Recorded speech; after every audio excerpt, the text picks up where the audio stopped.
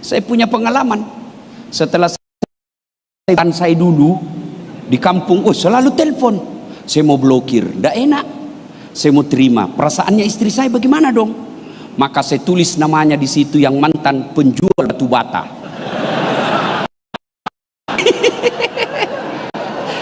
Pada saat saya lagi duduk-duduk, tiba-tiba telepon bunyi. Dan telepon itu ada di sampingnya mamanya Ece, istri saya. Langsung dia bilang, Ustadz, ada telepon. Saya bilang, dari siapa sayang? Penjual batu bata. Tidak boleh panik Pak, tenang. Karena kalau Bapak panik ketahuan. Saya santai saja, santai saja. Angkat saya, kenapa Ustadz? Itu tagihan. Perempuan kan paling takut tagihan. Amanlah saya Bu, selamatlah saya. Beberapa hari kemudian saya pulang ceramah. Sayangku, bikinkan dulu teh. Saya lagi sibuk Ustadz, ajar Ecek mengaji, bikin mie sendiri. Saya bikin, di mana gula? Ada di situ toples tulisannya. Sambil gula. Begitu saya tes, asin. Saya lihat baik-baik, tulisan toples gula, isinya garam. Saya pergi komplain, kenapa kau tulis ini gula, baru isinya garam? Dia senyum, dia bilang, handphonemu juga lain kau tulis lain isinya.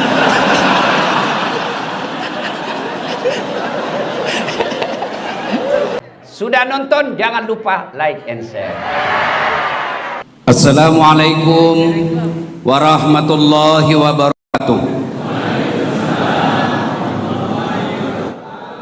Alhamdulillah, alhamdulillahi rabbil alamin. Wa bihi nasta'inu ala umurid dunya waddin. Asyhadu an la ilaha illallah wa asyhadu anna Muhammadan abduhu wa rasuluh. Allahumma salli ala Sayyid Muhammad wa ala alihi wa sahbihi ajma'in. Amma ba'd. Faqad qala Allah subhanahu wa ta'ala fi kitabil karim. Bismillahirrahmanirrahim. Ya ayyuhalladzina amanu dukhulu fi silmi kaffatan wa tattabi'u khutuwatis syaitan innahu lakum mubin. Wahai orang-orang yang beriman, masuklah engkau ke dalam Islam secara sempurna, bukan Islam pencitraan, bukan Islam gimmick-gimmick, bukan Islam pilpres, bukan Islam pilcaleg. Islamlah secara benar, dan janganlah kau ikuti langkah setan, karena sesungguhnya setan itu musuh yang nyata bagi kalian. Ketika Bapak Ibu mendapat undangan acara ini, sejak pertama dilihat undangannya, setan berusaha menggagalkan agar kita tidak datang. Setan itu paling tidak mau kalau kita dengar ceramah. Kenapa? Bocor rahasianya. Maka dia goda kita, "Nggak usah kau datang, nggak usah kau datang, cukup titip tanda tangan. Nggak usah kau datang, nggak usah kau datang, bisa kau lihat ceramahnya di YouTube." Alhamdulillah, san yang ada di ruangan berhasil kita kalahkan sehingga kita bisa hadir di tempat ini. Apakah setelah duduk di tempat ini setan menyerah? Tidak, goda lagi agar kita tidak dengar ceramah. Nggak usah dengar ceramah, nggak usah dengar ceramah. Pegang HP-mu, pegang HP-mu. Jadi Bapak Ibu yang pegang HP sesungguhnya kena godaan setan. Bagaimana Bapak mau dengar ceramah kalau sibuk begini? Sudah dikasih tahu, masih juga dia pegang HP-nya. Bukan lagi kena godaan setan, Bapak sudah setan.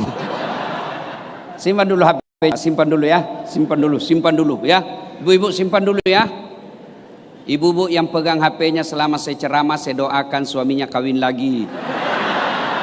Baru dia simpan HP-nya. Simpan dulu ya. Pak, begitu saya hormatinya, ini undangan Pak Kiai, guru saya geser acara saya Pak. Untuk apa? Saya memuliakan undangan Pak Kiai. Maka tolong hargai juga perasaanku. Caranya simpan HP dulu. Ustadz, kita mau rekam. Kalau Bapak yang rekam, gambarnya tidak jelas, suaranya bising. Bagaimana caranya Ustadz? Itu ada kamera saya bawa. Tuh. Saya bawa dari Makassar. Tapi kau bawa pulang nanti Ustadz. Don't worry.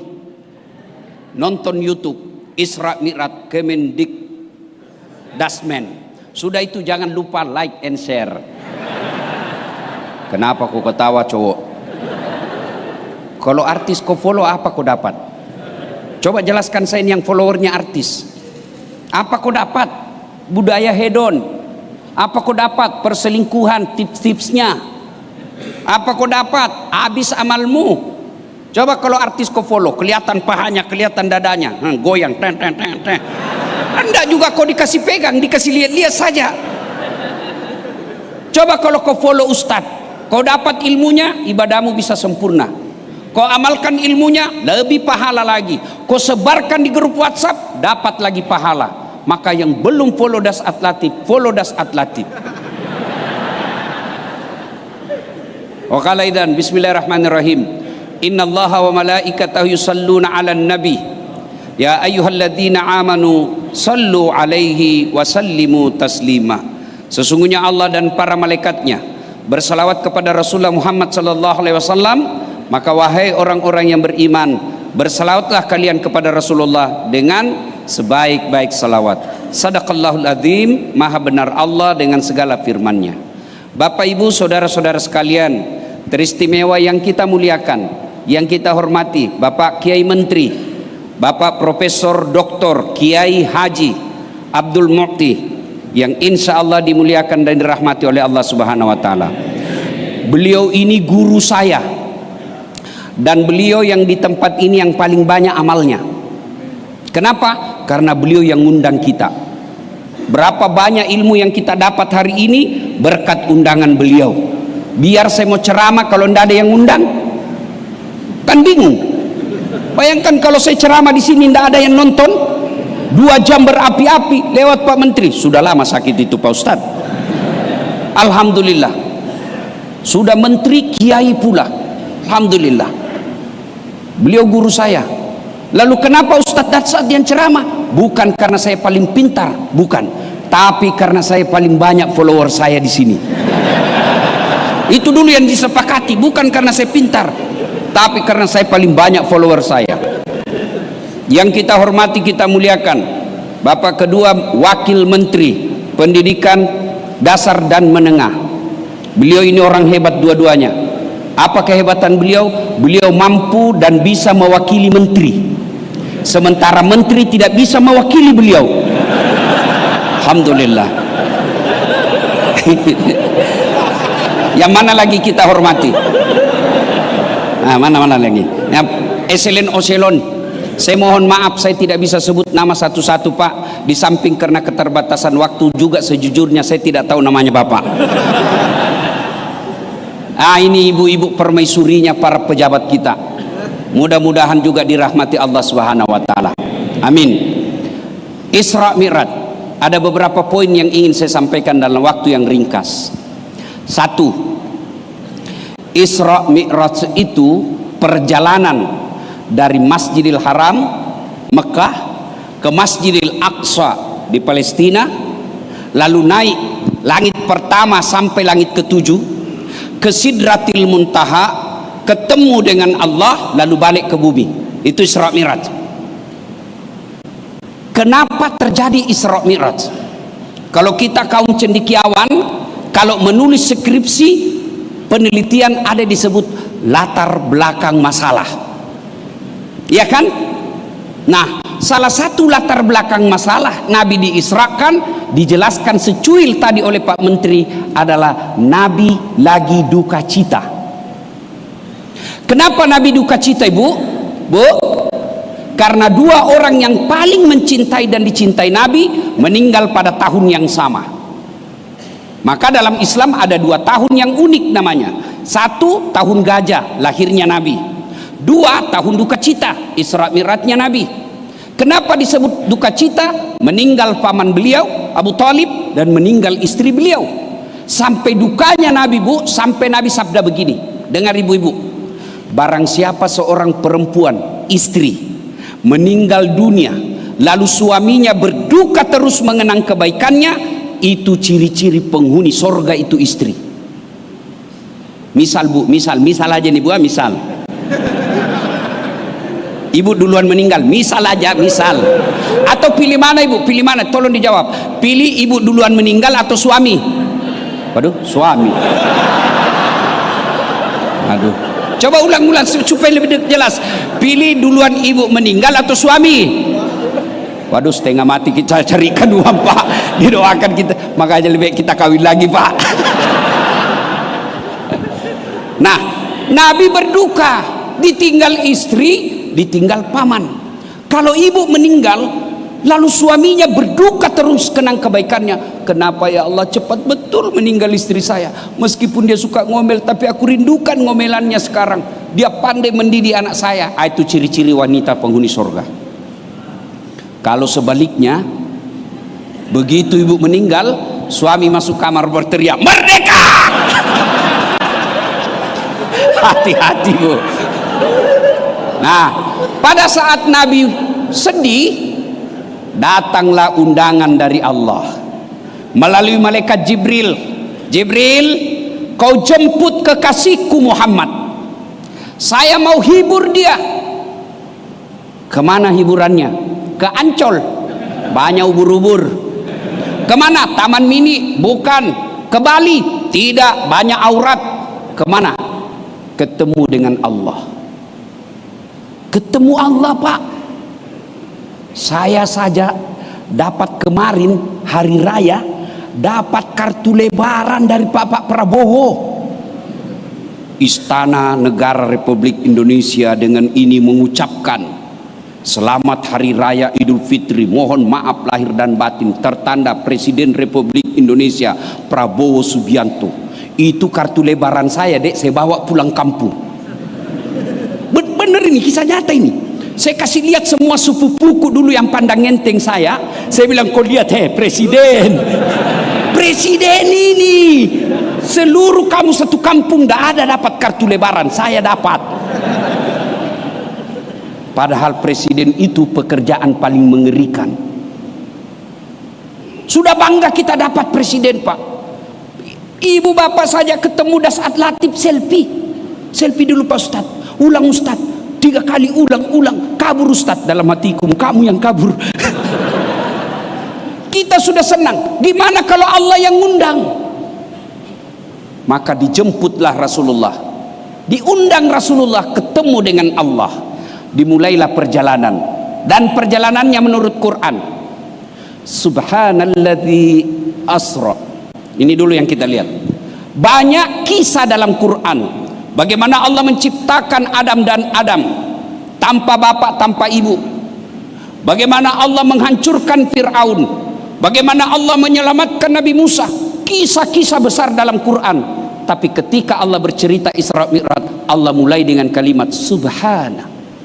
Seolah-olah Allah yang berkata, saya mempertaruhkan kesucianku dari tak terbatas. Saya mempertaruhkan kesucianku. Kejadian ini benar. Saya mempertaruhkan kesucianku dari kebohongan akan kejadian ini. Maka Allah memulai kalimat Subhana. Subhanalladzi asra. Yang telah memperjalankan hambanya. Allah tidak mengatakan yang memperjalankan Muhammad, yang memperjalankan Muhammad, tidak, yang memperjalankan hambanya. Mari kita belah Masjidil Haram ke Masjidil Aqsa dulu. Ini Pak, pada saat Nabi selesai Isra Mi'raj, Nabi cerita ke Abu Jahal. Abu Jahal berkata, ya Muhammad, inikah yang kau kumpulkan kami? Kau sudah gila ya? Kenapa? Kejadian Isra Mi'raj mereka pada saat itu tidak masuk akal. Kenapa tidak masuk akal? Dari Mekah ke Palestina itu zaman dulu kendaraan paling cepat naik onta. Berapa waktu yang dibutuhkan? Lebih sebulan. Pulang juga lebih sebulan. Berarti PP 2 bulan lebih. Nabi bilang semalam. Tapi Quran mengatakan lailam. Apa itu lailam, Dek? Tidak cukup 1 malam, sebagian malam.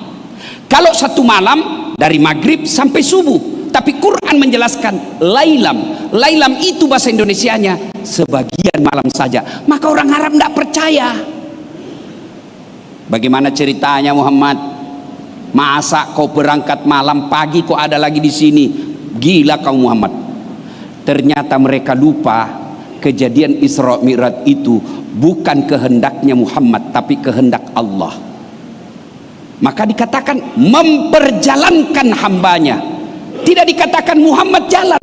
Kalau Muhammad jalan, itu di luar rekayasa Allah. Tapi ini memperjalankan. Kita belajar bahasa Indonesia. Memperjalankan berarti Allah yang aktif, Nabi Muhammad terima beres. Sama saya. Saat ini saya diundang sama menteri. Karena saya diundang sama menteri, semua fasilitas ditanggung sama kementerian. Transportasi, akomodasi, konsumsi, termasuk itu. Tidak usah terlalu vulgar itu. Dan saya intip-intip tadi sudah ada di amplop. Saya belum ceramah sudah ada. Inilah enaknya kalau sama-sama penceramah. Masya Allah. Kenapa? Saya diundang. Pak Menteri ditugaskan presiden ke luar negeri, pasti negara yang tanggung. Kenapa? Ditugaskan. Allah yang manggil, berarti Allah yang segala fasilitasnya. Itu pertama, kata memperjalankan. Yang kedua, Bapak Ibu, 3 hari yang lalu saya diundang pemerintah Kabupaten Langkat, Sumatera Utara. Saya berangkat jam 2 siang dari Cengkareng. Sampailah saya kurang lebih jam 4.30 sore. Perjalanan dari bandara ke Langkat 1 jam lebih. Jamaah mulai kumpul jam 10 karena pesawat saya delay. Saya berangkatnya jam 2, sampai di lokasi acara jam 5. Saya ceramah langsung jam 5, selesai ceramah jam 6. Langsung balik lagi ke bandara, sampai di Jakarta belum jam 10 malam. Ternyata sampah sepengetahuan saya, di dalam gamisku ada semut. Tahu semut, Ibu? Begitu saya gantung baju, semut yang ada di kantong keluar dia, Pak. Dia kumpulkan semua temannya sesamanya semut. Dia pidato di depan semut. Saudara-saudara sekalian bangsa semut, baru saja saya pulang dari Langkat, Sumatera Utara. Dia bilang, jam berapa kau pergi, Mut? Dia bilang, tadi bro, jam 2 siang. Mana masuk akal, kau gila. Mana bisa, baru saja kau keluar jalan raya, kau diinjak mobil trek. Kata itu semut di kantongku, betul itu yang kau bilang. Kalau saya jalan, ini bukan saya jalan, bos. Saya numpang di kantongnya Das Atlatif. Dia naik mobil, naik bandara, pulang lagi. Begitu juga. Betul saya tidak pernah tinggalkan kantong, tapi betul saya dari Langkat. You understand? Yes? Tidak masuk akal ini semut, tapi dia betul dari Langkat. Tidak semua yang tidak masuk akal tidak terjadi. Banyak hal tidak masuk akal tapi terjadi karena kita yakini. Contoh, menurut ilmu kedokteran, adik-adik, bisa enggak perempuan hamil tidak pernah disentuh laki-laki? Bisa enggak? Tidak mungkin kata ilmu kedokteran. Tapi kalau Allah yang mau, Siti Maryam enggak pernah disentuh laki-laki, lahir Isa Al-Masih. Cuma sekarang mahasiswa saya banyak bilang, Ustadz, ada juga itu, hebat Ustadz. Tidak ada suaminya, ada anaknya. Saya bilang kasusnya itu beleng-beleng itu. Iya toh. Ada pula lebih hebat dari Siti Maryam. Tidak ada bapaknya, tidak ada ibunya, lahir Nabi Adam. Banyak hal kejadian yang tidak masuk akal tapi tadi. Nih, adik-adik, ini jam tangan saya. Bisa gerak enggak? Bisa gerak? Tidak bisa, tidak bisa gerak pas pengetahuan diangkat. Tapi percayalah, bulan lalu Desember dia dari Hong Kong. Kau tahu Hong Kong? Tanah Abang belok kanan kiri sedikit. Waktu saya sampai di sana Pak Menteri, saya lihat, saya bilang inilah negeri yang selalu saya lihat filmnya Jackie Chan dulu berkelahi. Di sini saya lihat Allah Karim, ini dari Hong Kong. Siapa yang gerak? Das Atlatif. Begitu mesti kita menaik kejadian Isra. Poin ketiga, masjid ke masjid, dari Mekah ke Palestina. Saya mau tanya ibu-ibu, bisa ndak di Mekah langsung ke langit? Bisa ndak? Adek-adek, bisa ndak kalau Mekah langsung ke langit? Bisa? Bisa. Contoh sederhana, bisa ndak dari Makassar ke Jakarta? Bisa enggak Manado ke Jakarta? Kenapa mesti dari Makassar ke Manado dulu baru ke Jakarta? Kenapa tidak dari Makassar yang ke langit? Kenapa mesti ke Palestina? Ini kan boros. Ada SPJ, tidak ada perjalanannya. Ini biasa, ini yang suka perjalanan palsu. Nanti kalau mati, kau suka jalan, kau masuk ke neraka sekarang jalan-jalan. Itu dulu sebelum menterinya kiai. Sekarang menterinya kiai, tidak mungkin.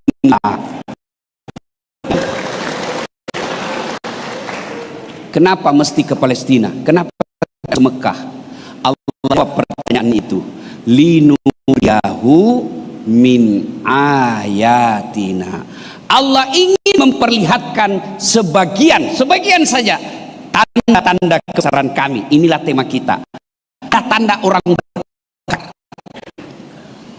Inti ini tadi saya dengar MC membentuk karakter yang baik. Dan pada saat itulah Allah memperlihatkan beberapa karakter baik dan buruk. Banyak karakter buruk dan baik dalam kehidupan sehari-hari. Allah pilih jadi pelajaran. Karena karakter ini apa itu? Satu, Nabi melihat ada orang menanam satu biji. Hebatnya dek, tanam langsung tumbuh. Sudah tumbuh langsung berbuah. Pada detik yang sama dipanen buahnya, tumbuh buah baru. Petik, tanam, panen, tanam, panen. Masya Allah. Ada bapak pernah di kampung dengar tanam langsung panen? Kalau di kampung saya tanam gagal panen. Ini tanam langsung panen. Hebatnya lagi, petik, panen lagi, petik, panen lagi. Nabi kagum. Jibril, siapa dia Jibril? Itulah umatmu yang rajin bersedekah masa hidupnya. Itulah umatmu yang berkontribusi positif kepada sesamanya manusia. Nah, sedekah. Alhamdulillah. Saya dengar di sini kalau Jumat sampai 25 juta celengan isinya, Pak. Alhamdulillah. Kalau lewat celengan kadangkala kita pura-pura balik ke belakang. Nanti sudah lewat orang. Saya yakin Bapak dermawan semua. Ibu-ibu, Bu, mau terhindar suami dari godaan perempuan nakal? Mau? Tidak usah periksa HP-nya, Bu, capek. Ibu periksa HP-nya, masih ada disimpan di mobilnya 2. Kenapa kau tahu saya pelakunya? Dulu. Bu, daripada periksa handphone, capek.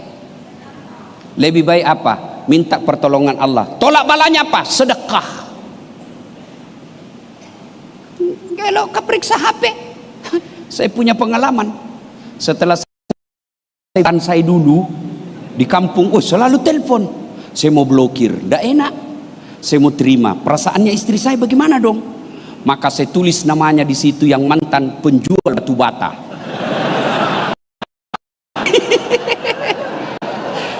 Pada saat saya lagi duduk-duduk, tiba-tiba telepon bunyi. Dan telepon itu ada di sampingnya mamanya Ece, istri saya. Langsung dia bilang, Ustadz, ada telepon. Saya bilang, dari siapa sayang? Penjual batu bata. Nggak boleh panik Pak, tenang. Karena kalau Bapak panik ketahuan.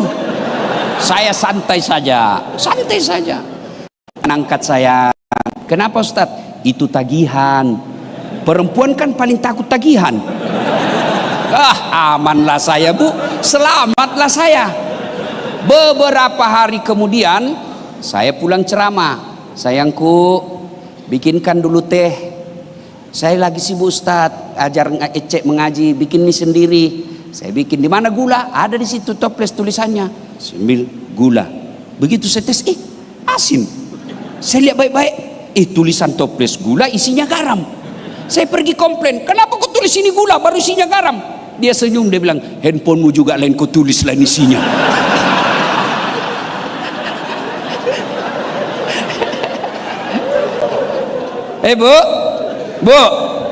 Bu, daripada periksa handphone, mending sedekah. Ya, niatkan sedekah. Saya sedekah tolak bala supaya suami saya terhindar dari wanita jahat. Bisa. Apa dalilnya? Nabi bilang sedekah itu tolak bala. Mereka sedekah. Bu bangun sholat hajat, selesai sholat hajat minta pertolongan Allah. Ya Allah, lindungi suami saya dari perempuan jahat, buat dia hatinya hanya terpaut kepadaku. Ya Allah, ini ada duit saya 500 ribu, tolak bala, mudah-mudahan suamiku terhindar dari wanita jahat. Bismillah. Yang jadi masalah kalau besok suaminya juga bangun sholat hajat. Ya Allah, capek sudah saya lihat istri saya. Ya Allah, ngamuk aja kerjanya. Ya Allah, ada duit tidak ada duit, ngomel aja kerja. Ya Allah, saya tolak bala 500 ribu. Ya Allah. Ayo bu, bu, bu, ini yang banyak-banyak emasnya saya lihat. Bu, kalau ibu-ibu istri menteri, ibu epsilon, orang-orang kaya, selalu saya bilang sama Makassar, ibu-ibu yang kaya, ibu-ibu yang kaya tidak usah pakai yang asli. Kenapa? Biar palsu orang juga percaya asli. Terus yang palsu ibu pakai, asli bawa anak yatim yang lagi sekolah seperti tadi. Itulah harta yang kita miliki. Lalu saya bilang, ibu-ibu juga yang miskin, tidak usah kau pakai yang asli. Biar asli orang tidak percaya. Lebih baik pakai aja yang palsu, asli bawa ke kuburanmu lebih dulu ke anak yatim piatu. You understand? Sedekah. Ustaz, kami kan miskin. Sedekah tidak selalu duit. Sedekah apa? Sedekah dengan ilmu yang bermanfaat. Sedekahnya Pak Kiai sekarang adalah bagaimana membuat aturan-aturan supaya pendidikan dasar menengah bisa terlaksana dengan baik. Itu sedekah. Sedekahnya kita pegawai di sini, datanglah efektif, efisien, bekerja dengan baik. Itulah sedekah kita. Sedekah tidak selalu duit, bahkan senyum sekalipun itu sedekah. Jadi kalau bapak tidak bisa sedekah dengan duit, sedekah dengan senyum. Apa itu senyum? Kemaslahatan. Apa itu senyum? Ketentraman. Itulah yang disebut ciptakan yang Islam rahmatan lil alamin. Heran kita, sedekah tidak duit, tidak pernah datang berjamaah, ngomel aja. Sedekahlah dengan ilmumu. Kan saya selalu digoreng itu sama ustadz-ustadz yang sebelah. Saya dibilang ustadz tidak sunnah. Kenapa kau bilang saya ustadz tidak sunnah? Dia bilang buktinya kau tidak pelihara jenggot. Kau bicara maulid sunnah-sunnah. Kenapa kau tidak pelihara jenggot? Saya bilang mau di apa kalau tidak mau tumbuh? Cemen lu men. Hebat. Ayo ibu, sedekah. Sedekah kita ilmu. Sedekahnya kita para pegawai kerja yang baik, itu sedekah. Ibu-ibu belajar sedekah nasi. Sedekah yang paling dicintai Allah diantaranya adalah memberi makan. Hari Jumat ibu bikin makanan, kan ibu hari Jumat pasti masak. Senin sampai Senin lagi pastikan masak. Maka ibu luangkan waktu, bikin masak dengan sendiri, nasi campur, nasi kuning 5 bungkus, bawa ke masjid, tulis silakan nikmati. Yang makan ternyata Ustadz Dasat Latif. Selama Ustadz itu darah daging yang dimakan terbentuk gara-gara makanan ibu, selama daging itu dipakai, selama itu ibu dapat kiriman amal. Itu sedekah kita. Maka sedekah tidak mesti duit. Sedekahlah adik-adik sekalian. Kalau anda mau sukses, sedekah, jangan pelit. Tidak ada orang bangkrut gara-gara sedekah. Tolong carikan, bapak pernah dengarkah di medsos ada orang bangkrut gara-gara dermawan? Tidak ada itu. Yang bangkrut gara-gara pilkada, yang bangkrut gara-gara pilcaleg, yang bangkrut gara-gara selingkuh. Tidak ada orang bangkrut gara-gara sedekah. Adik-adik bersedekah, jangan tunggu kaya. Kalau tidak kaya wafat, tidak ada sedekah kita. Saya mau tanya ibu-ibu, halo ibu, bu, kalau ibu meninggal siapa yang pakai emasnya ibu? Bukan anak bu, istri kedua. Kawin lagi suamimu. Waktu ibu meninggal tidak dapat terlalu cepat kau tinggalkan sayang. Dia ambillah cincin kawinnya, tidak mau keluar, dia kasih sabun. Sudah itu dia ambil lagi kalungnya. Ini sayang, waktu kita ulang tahun pernikahan 25. Dia ambil lagi gelangnya. Ini waktu umroh saya belikan kau gelang Dubai. Terakhir gigi palsumu pun dia buka. Sudah itu dia bungkus lah ibu. Dia bungkus sambil menangis, dimasukkan dalam lelaci. Istriku tersayang, kenapa cepat sekali kau tinggalkan? Ini emasku timpan. 3 bulan kemudian dia reunian alumni SMA. Ketemu temannya yang janda. Cinta lama bersemi kembali. Akhirnya itu emas yang dia simpan dalam laci, dia pulang bersiul-siul. Dia ambil itu emasnya, lalu dia bawa ke mantannya. Dek, ambil sudah, ini sudah mati yang punya. Dia tidak bilang lagi meninggal, mati. Bu, daripada diambil istri kedua, mending sedekahkan. Pak Menteri, dia dengarlah ceramah saya ini, mamanya cek istri saya. Dia bilang, jadi kalau saya duluan meninggal, Ustadz kawin lagi. Saya peluk dia, baru saya bilang, sayangku, kau dengar baik-baik ya. Jangankan kau meninggal, masih hidup saja kau sekarang, saya selalu berpikir kawin lagi. Apalagi kalau kau sudah mati.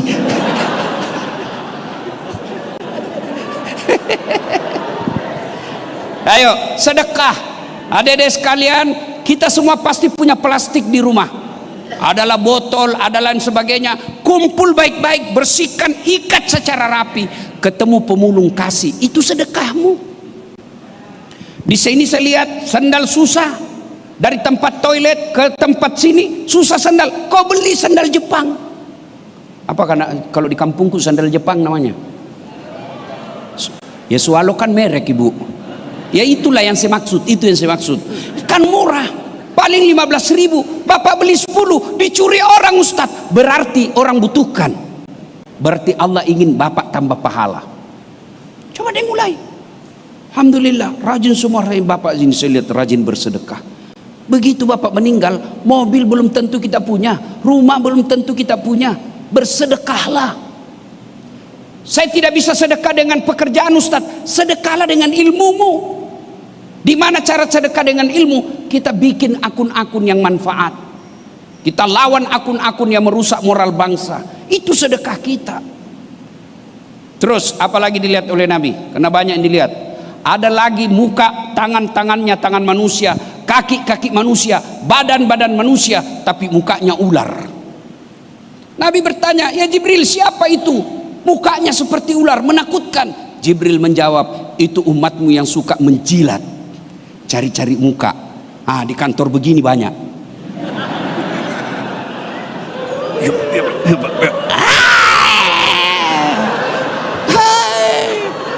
Saya kalau kenapa Allah milih? Saya katakan tadi banyak karakter jahat, tapi kenapa Allah pilih ini penjilat? Salah satu contohnya karena merusak negara dan sistem ini penjilat. Dia menduduki jabatan bukan karena kecerdasan, bukan karena keterampilan yang dimiliki yang baik, tapi kemampuan menjilat. Cari-cari muka, bukan tukang foto ya. Ya tukang foto kan pasti cari muka Pak, masa cari pantat.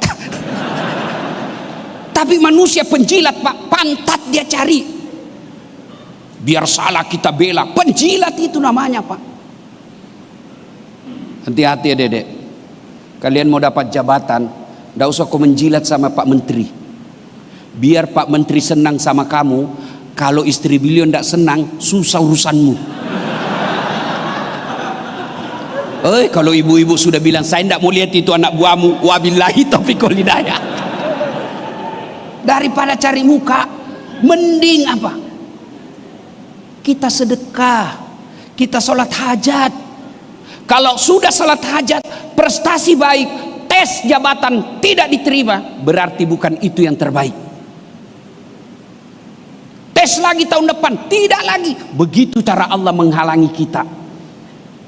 Jangan bersangka buruk ketika berdoa, sangka baik. Contoh ya, pentingnya sangka baik. Anggaplah saya berdoa hari ini, ya Allah berikan saya private jet. supaya saya bebas ceramah kiri kanan. Ya Allah, berikan saya pesawat pribadi. Tiba-tiba minggu depan Allah kabulkan. Pusing kan? Di mana mau saya parkir? Iya toh? Di mana saya cari pramugarinya? Bagaimana kaptennya? Bagaimana apturnya? Jadi jangan sangka buruk. Ketika kau sudah ikuti jenjangnya, bagus kariermu, kau ikuti semua tahap demi tahap, lalu kau ikut tes tidak terkabul, percaya bukan itu yang terbaik buat kamu. Saya tamat SMA, Dek, daftar tentara, mau jadi akabri.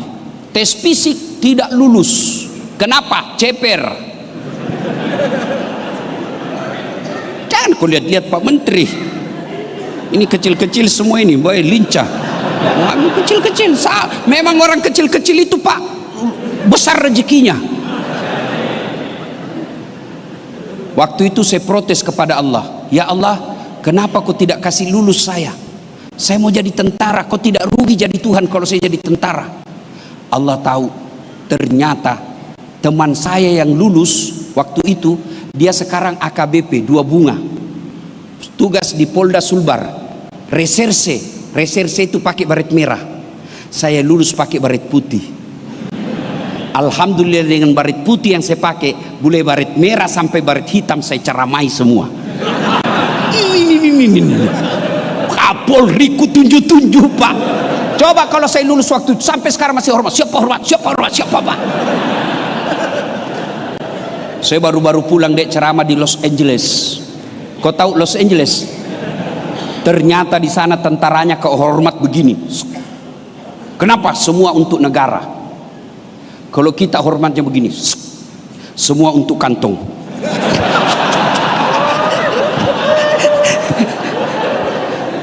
Ayo, Dek, jangan menjilat. Orang tuamu jualkan kamu sawah waktu kuliah. Orang tuamu jualkan kamu warisan supaya kau jadi sarjana terhormat. Lalu kau rendahkan dirimu dengan menjilat-jilat. Rugi sekolah tinggi-tinggi. Tegaklah berdiri di kakimu dengan kepala terhormat karena kau punya kemampuan. Kalau kau tidak diakomodir, percaya bukan itu tempatmu yang terbaik.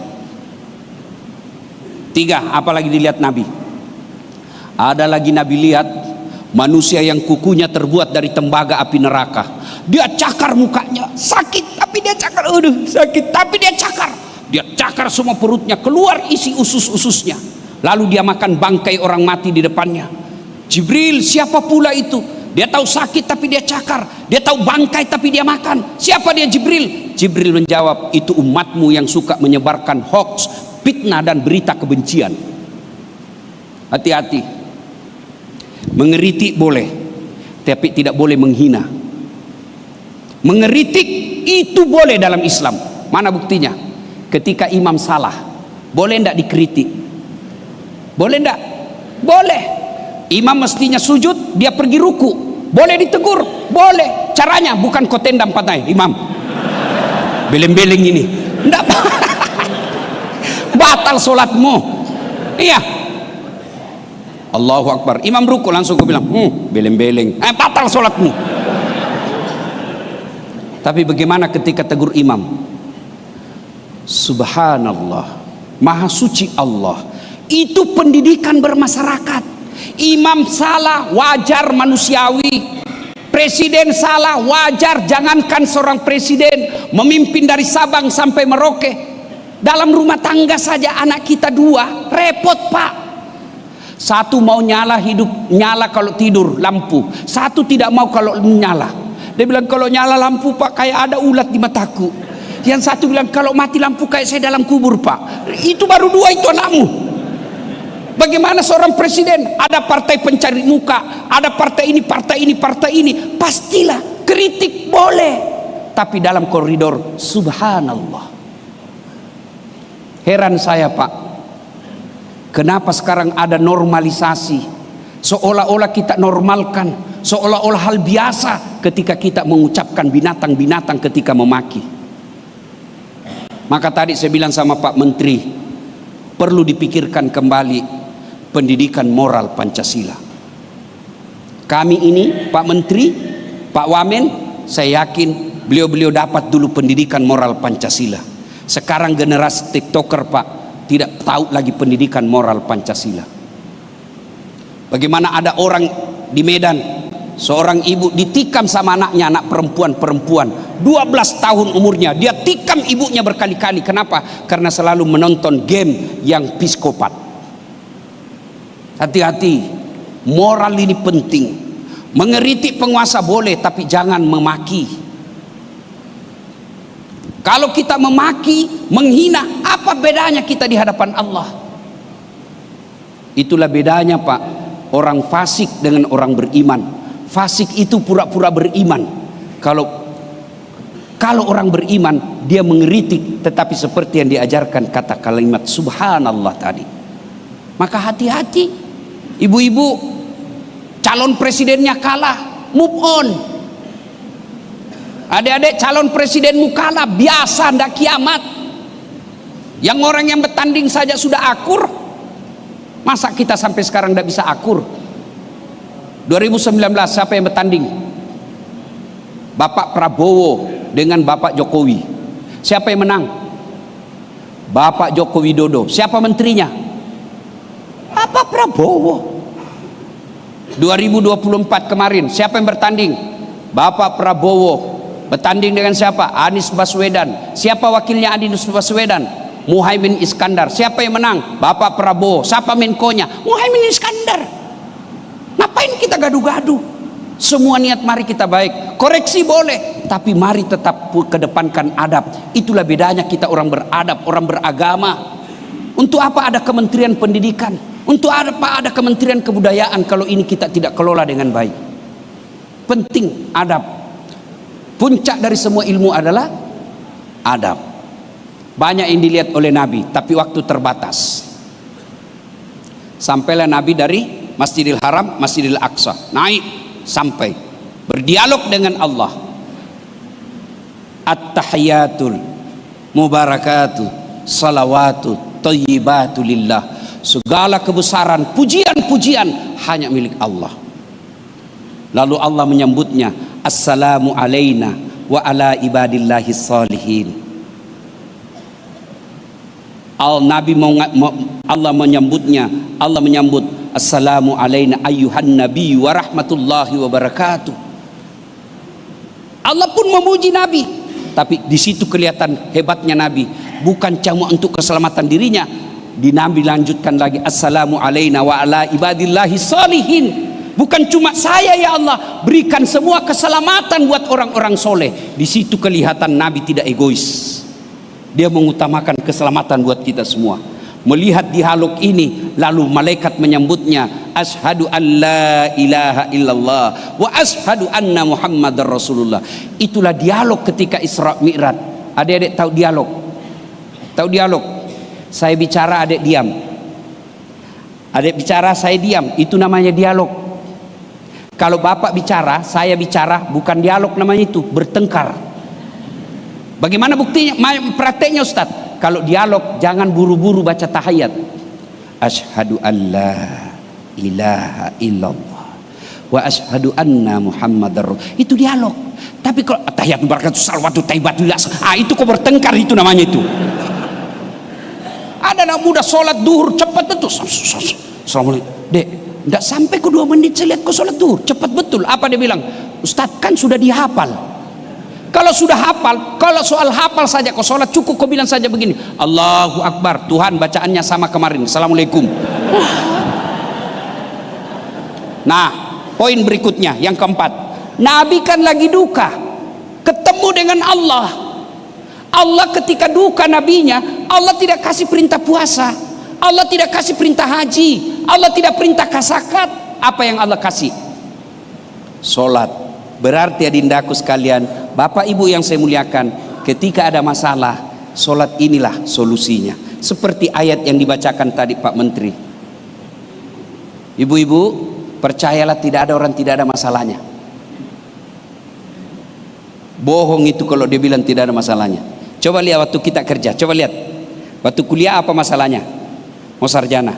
Sudah sarjana selesai masalahnya? Enggak, mau kerja. Sudah kerja selesai masalahnya, mau jadi kepala bagian. Sudah kepala bagian selesai, muncul masalah baru, mau jadi kepala dinas. Sudah jadi kepala dinas, mau jadi sekda. Sudah jadi sekda, mau jadi bupati. Sudah jadi bupati, mau 2 periode. Sudah 2 periode, ditangkap KPK. Tidak ada orang, tidak ada masalahnya. Iya toh, saya banyak juga masalah saya, Pak. Apa masalah saya? Apalagi setelah saya viral, banyak janda-janda curhat. Ustadz, baru saja meninggal suamiku, ada doa-doa penenang jiwa. Saya kirim baca ini Bu, ketika galau baca ini. Lama dia bilang, Ustadz saya sudah tenang, maukah Ustadz menjadi imam dalam hidupku? Saya mohon maaf Ibu, saya bukan imam, saya penceramah. Bu, tidak ada orang tidak ada masalahnya. Istri cantik masalah, digoda orang. Apalagi kalau suaminya jelek, lebih masalah. Berarti bagus kalau istri jelek Ustaz.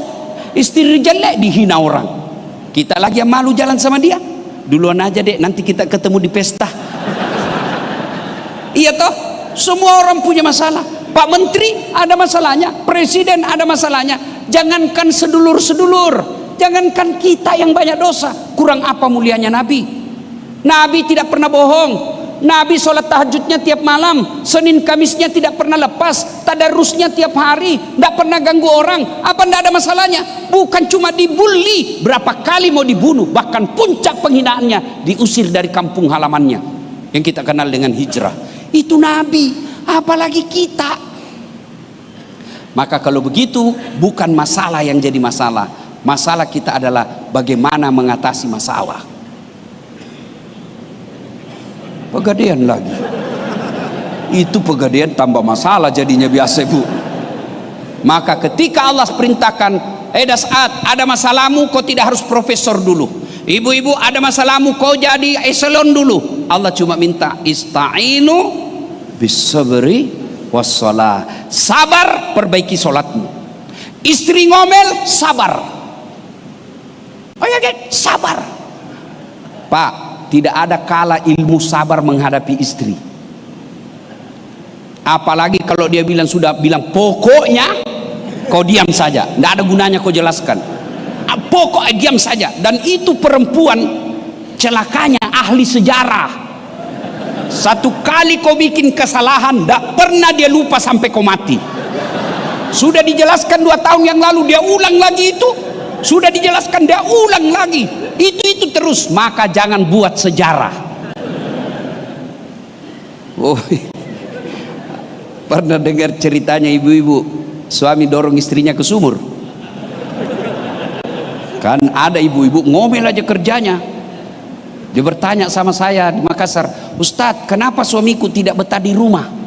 Saya ceritakanlah anekdot. Bu, ada suami istri, istrinya suka ngomel aja kerjanya. Ada uang tidak ada uang, ngomel aja kerjanya. Suatu ketika suaminya belikan perhiasan. Senang istrinya. Kata suaminya, Dek kita pergi lihat sumur tua di kampung. Sumur tua ini sudah 400 tahun umurnya Pak, dalamnya 12 meter. Sampailah di sumur, karena gembira istrinya. Kata suaminya, Dek kau lihat ada ndak airnya itu sumur? Ada bang, tapi dangkal. Maksudnya dangkal bang. Paling sampai di lutut. Dalam hati suaminya, aman berarti ini. Begitu dekat dengan bibir sumur istrinya, dia dorong masuk istrinya. Jatuh. Boom. Ngomel sudah kau di situ, ndak ku dengar juga ngomel kau sampai di situ, ndak ku dengar. 1 jam kemudian tiba-tiba dari dalam sumur ada makhluk tinggi besar hitam keluar. Kaget suami, siapa kamu? Saya jin penunggu sumur ini. Saya sudah 400 tahun tenang-tenang di dalam, ada perempuan ngomel aja. Lebih baik saya lari. Kata suaminya, tunggu dulu, kau baru 1 jam, saya 24 jam. Ibu-ibu, Bu, paham kenapa suami tidak betah di rumah? Paham, suka ngomel. Pak, tapi jangan berharap istri kita pendiam kalau bapak tidak tahu rumusnya.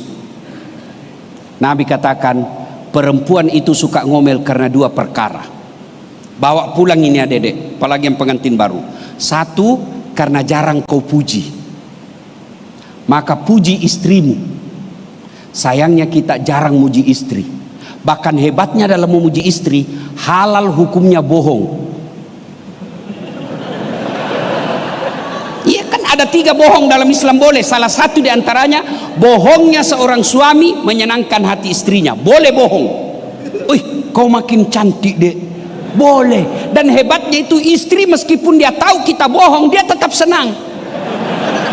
Saya tahu kau bohong tapi tidak apa-apalah. Puji istri. Makanya saya kalau istri saya ngomel tuh saya peluk-peluk, lalu saya menyanyi, bila kamu di sisiku hati rasa syahdu. Masih ngomel saya peluk lagi lalu saya menyanyi, insaplah wahai manusia. 2 penyebab perempuan suka ngomel. Amalkan ya adek ya. 1, puji istri. Yang kedua, kasih hadiah. Sayangnya kita jarang kasih hadiah. Adik-adik besok dapat tugas keluar daerah berhari-hari, pulang kasihlah hadiah, meskipun itu ala kadarnya. Kasih hadiah. Dan hadiah paling disenang perempuan, emas. Ya toh ibu? Tidak percaya? Kau dengar ya? Jawab ibu. Biar suami tidak pulang, yang penting ada uang mau dicari. Saya buat suatu ketika saya pulang ceramah, lama saya tidak pulang. Saya pulang, saya bawakan istri saya emas, kalung dengan gelang agak tebal. Sayang, ini oleh-oleh. Gembira dia, terharu sampai berkaca-kaca matanya. Dia bilang, Ustaz, orang tuaku saja belum pernah belikan saya emas begini. Alhamdulillah ada rezeki saya. Suatu ketika saya duduk-duduk, tiba-tiba dia datang, dia lemparkan situ. Ternyata palsu ini kok kasih saya.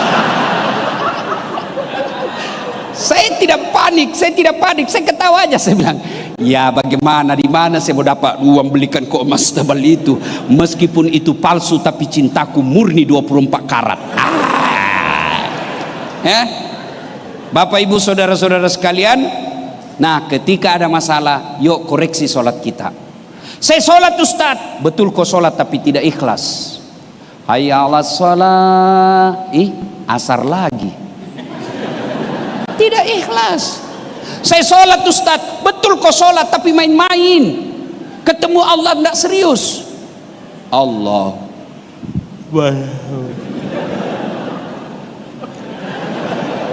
Siratal ladzina an'amta alaihim.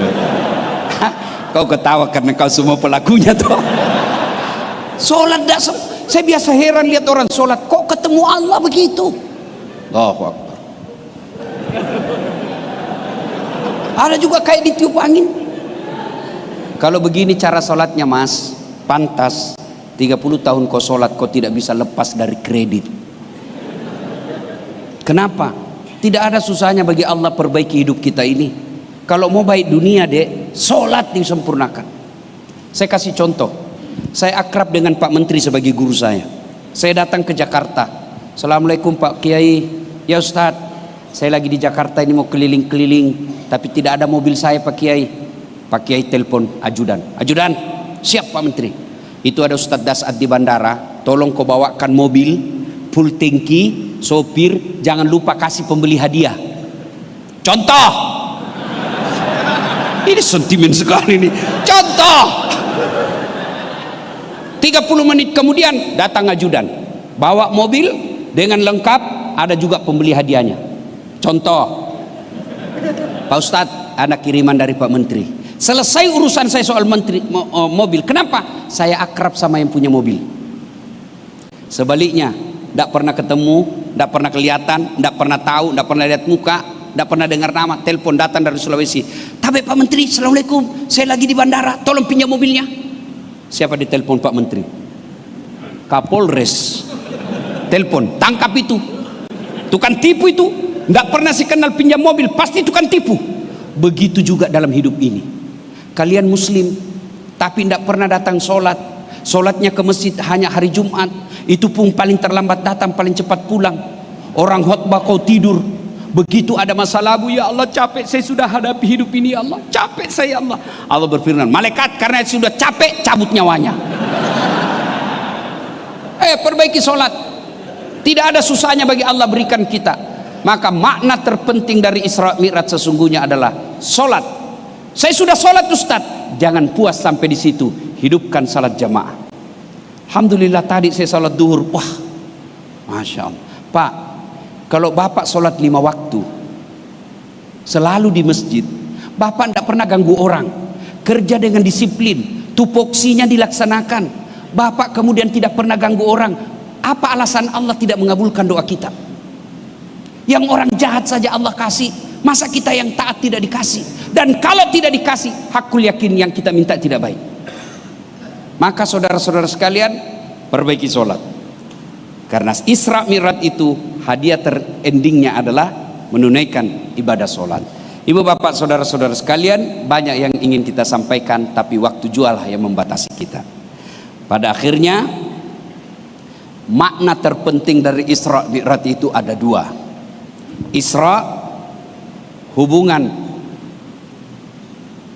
horizontal kepada sesama manusia. Hubungan kepada sesama manusia dikunci oleh Nabi dengan sebuah hadis, khairun nas anfa'uhum linnas. Sebaik-baik manusia di antara kalian adalah yang paling banyak manfaatnya buat orang lain. Sepertinya rugi kita sholat berjamaah, tapi nilai-nilai salat jamaah kita tidak terapkan dalam kehidupan sehari-hari. Nilai yang kedua adalah hubungan vertikal kepada Allah Subhanahu wa taala.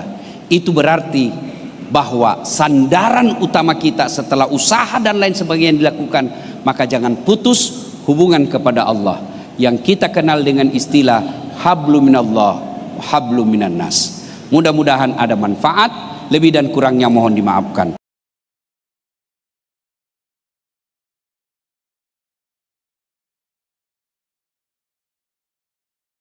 Marah-marah suami, ibu nyanyi aja santai.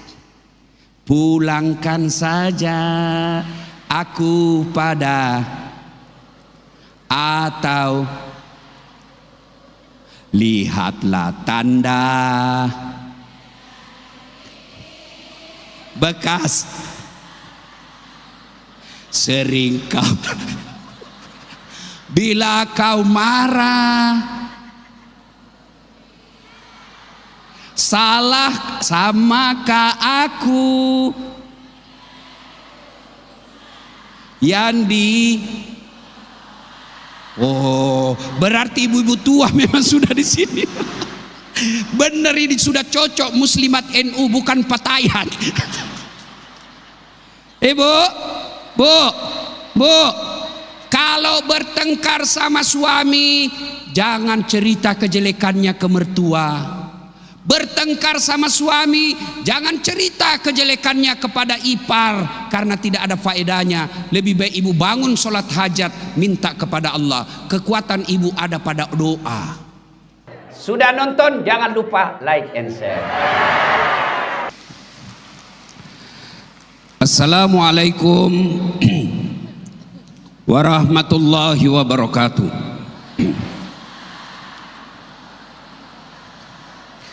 Alhamdulillah, alhamdulillahi rabbil alamin, wa bihi nasta'inu ala umurid dunya waddin. Ashhadu an la ilaha illallah wa ashhadu anna muhammadan abduhu wa rasuluh. Allahumma salli ala sayyidina Muhammad wa ala alihi wa sahbihi ajma'in, amma ba'd. Ibu bapak saudara-saudara sekalian, teristimewa guru saya Bapak Menteri Agama Republik Indonesia yang sekaligus Imam Besar Masjid Istiqlal beserta para menteri, Ketua Umum PP Muslimat NU dan pembina, dan seluruh pengurus yang insya Allah dimuliakan rahmati Allah Subhanahu wa taala. Saat perjalanan saya tadi menuju ke Istiqlal, saya melihat baleho, ada foto saya, ada foto Pak Menteri, ada foto Ibu Khofifah Indar Parawansa, ada juga di sampingnya fotonya Ibu Menteri PPPA. Dalam hati saya tidak pernah membayangkan bisa ada gambar saya di depan Masjid Istiqlal yang dulu saya hanya lihat di televisi. Saya tidak pernah membayangkan bisa mendengar secara langsung Ibu Maria Ulfah membacakan ayat suci Al-Quran. Pada saat masih SMP saya remaja masjid, saya selalu mendengar pembacaan ayat sucinya di kaset pada zaman itu.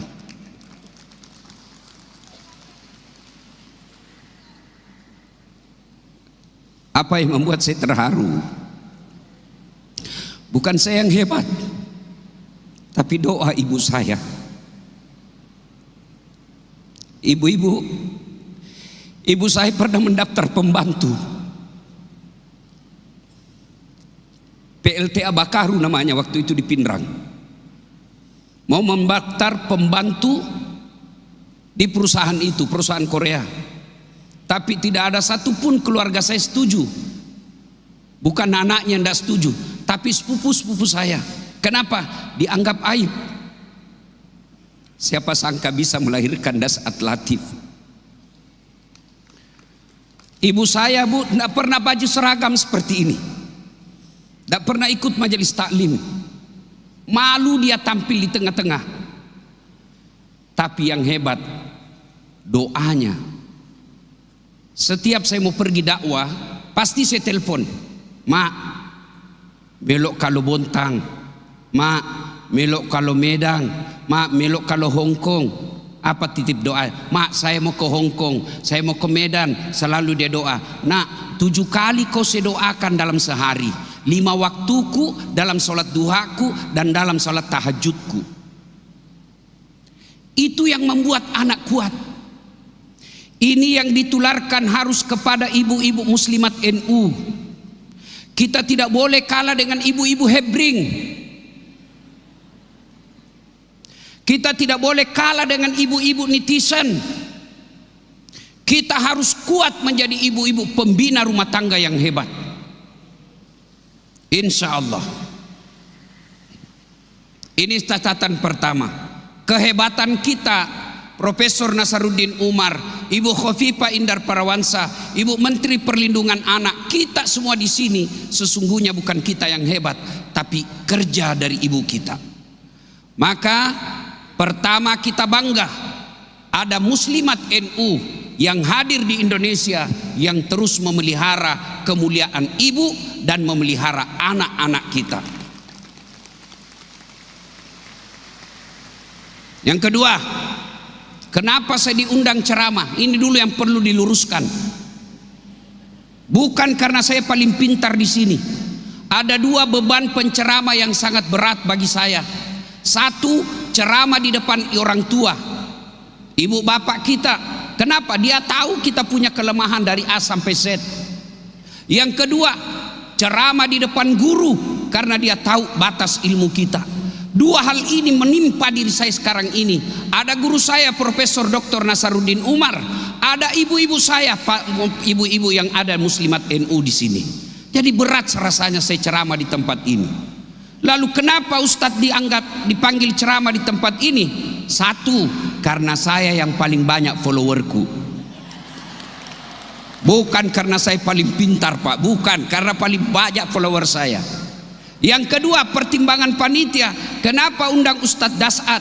Karena Ustadz Dasat paling sering gaspol ibu-ibu. Saya pernah suatu ketika peresmian masjidnya almarhum Taufik Kenas, diundang sama Ibu Megawati ceramah. Begitu saya ketemu beliau jabat tangan, dia bilang, saya suka ceramah-ceramahmu, tapi kau selalu kena ibu-ibu, gaspol ibu-ibu. Kenapa selalu ibu-ibu kau gas? Saya bilang, begitulah cara saya mencintai ibu-ibu, karena tanpa ibu-ibu kita bisa tidak ada artinya. Nah, apa hubungannya muslimat NU dengan Isra Mi'raj? 1, izinkan saya menyampaikan pemikiran saya. Ibu-ibu, dalam Islam ada 2 tahun yang unik namanya. 1 tahun gajah. Kenapa disebut tahun gajah? Ada ibu-ibu netizen dia bilang, Ustadz, karena bukan tahun kambing. Tentu bukan NU, muslimat NU ini. Ini tahun gajah, tahun lahirnya Nabi. Itu kita peringati dengan Maulid. Yang kedua, ada disebut tahun duka cita, tahun Isra-nya Nabi. Kenapa disebut tahun duka cita? Karena ada dua orang yang meninggal pada tahun yang sama, orang yang paling dicintai Nabi dan mencintai Nabi wafat pada tahun yang sama. Siapa ibu? Satu, paman Nabi Abu Thalib. Dua, istri Nabi Siti Khadijah. Nabi ditinggal dengan perempuan yang paling dicintai, sampai Nabi berkata, barang siapa seorang perempuan meninggal dunia lalu suaminya berduka terus mengenang kebaikannya, percayalah itu ciri-ciri wanita penghuni sorga. Contoh ibu, contoh misal saja ini bu, misal ibu lebih duluan meninggal, misal aja ini bu. Atau saya tanya bu, tolong dijawab, kalau disuruh pilih mana bu? Ibu duluan meninggal atau suami? Allah, suami. Saya ulang dulu bu, saya ulang. Ibu kalau disuruh pilih ibu duluan meninggal atau suami? Allah karim, setengah mati kita cari kedua, pak kita didoakan duluan mati pak. Anggap saja ini bu ya, anggap ibu meninggal duluan, lalu suami masuk kamar selalu berduka. Baik betul istri saya ini, meskipun dia suka ngomel, rasa-rasanya ngomelannya itu seperti radio rusak. Saya suka dengar ngomelannya, rasanya tidak bisa lagi aku sambung hidupku Ustaz. Itu ciri-ciri wanita penghuni surga. Tapi kalau sebaliknya, begitu ibu meninggal, suami masuk kamar berteriak, merdeka!